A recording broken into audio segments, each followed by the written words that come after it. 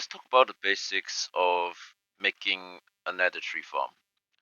So first we will need an item that corresponds to the fungus, which we also need to apply bone meal to the fungus to be able to grow the tree.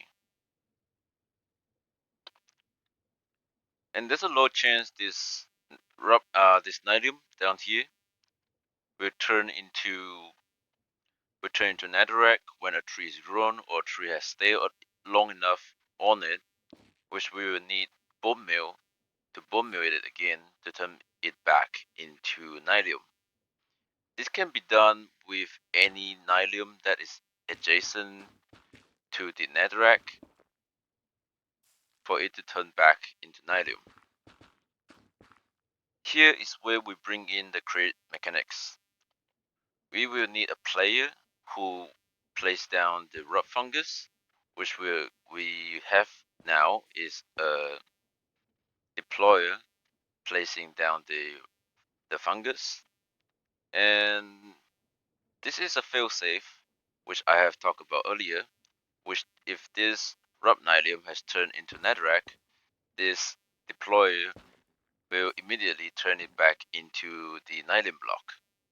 And when there's tree grown, it will be stopped because we don't really need it or be always bone mealing the nylon, but only when this deployer can't place any rot fungus because you can't place any rot fungus onto netherrack.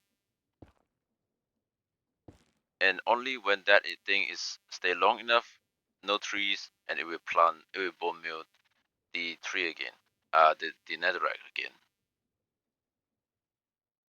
The third part, the mechanical saws, which we use to cut the trees down. So in Create, if we power a cut assembler, it can then as well enabling the contraption that is connected to it. In this case, we have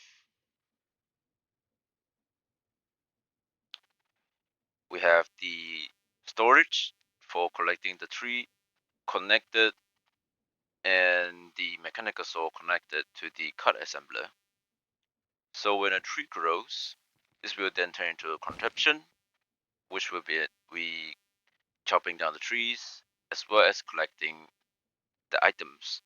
And we use brush funnels to filter the items that we want to farm. For here, we will need to compose the wood blocks, so we send them to another part. And here is what we need to collect these, either the streamlights and the stem or just the stem, and this one will be composting the streamlights and the wood blocks. The fourth part, the bone milling part. I have adapted a few of the vanilla farm mechanics into the farm, including the dispenser, because the dispenser always will be bone milling the tree faster than the deployer. And then over here, just a simple water stream, which will be doing the composting of the wood blocks. When it drop down, it get aligned with the chest and then get distributed into all these hoppers.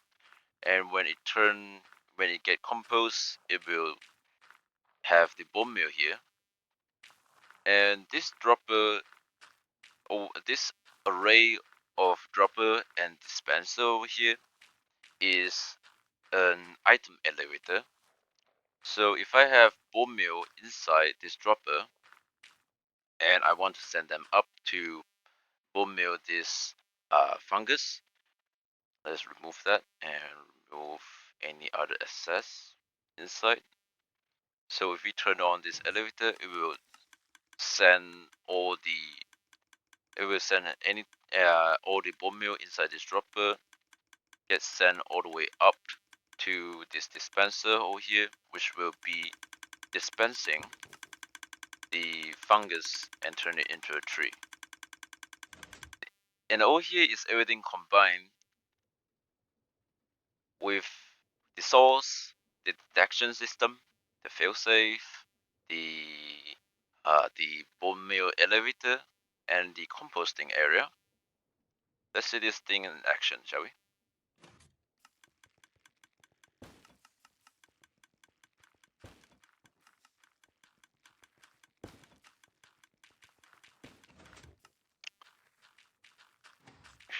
turn it on and make our volume low. So when this thing is running, well, before this thing is running, you need to supply this deployer with fungus, and you need to supply this deployer with at least 1 or 2 stacks of bone meal. And when the tree grows, the smart observer over here detects whether there's a tree or not by looking at the stem. And then it will be powering this block, which will be powering this card assembler, turning this thing into a contraption, chopping the trees down, and everything that's being chopped will collect into this barrel. And the brush funnel, these brush funnels over here will be collecting the will be collecting the stem and the shroom lights, and here is collecting the watt blocks. And when the rub blocks get collected, it sends down into this water stream, aligned using the chest, as I said just now, and get distributed into all these hoppers, turning them into bone meal, and then get into this dropper. Right now, this one is turned on because I have a threshold switch over here. Switch detect reading this dispenser. So when this dispenser is filled up like this, you can put this on to 100% if you want. If you want lower, you can also make it lower. So when this dispenser, let's say, is full, we don't want it to sending more bone meal up. So we have restaurant link down here, and this will be unlocking a hopper is underneath this hopper, sending any of the excess bone meal into the storage. You will need to supply enough power to the deployer and this deployer right here, which I usually run this farm at 64 RPM. Is pretty reasonable, and you can also run this farm based off just one large water wheel, and it is enough, which will be perfectly stressed to power both of the deployers for the entire farm to work.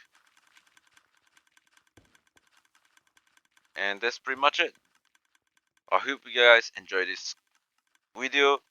If you guys don't understand anything about the farm or the configuration that I have missed, make sure you guys comment down below and ask me about the question. Thanks for watching. If you guys found this video useful, and if you guys want to build this, make sure to like or even subscribe. And I guess I will see you guys next time in my next video. Bye bye.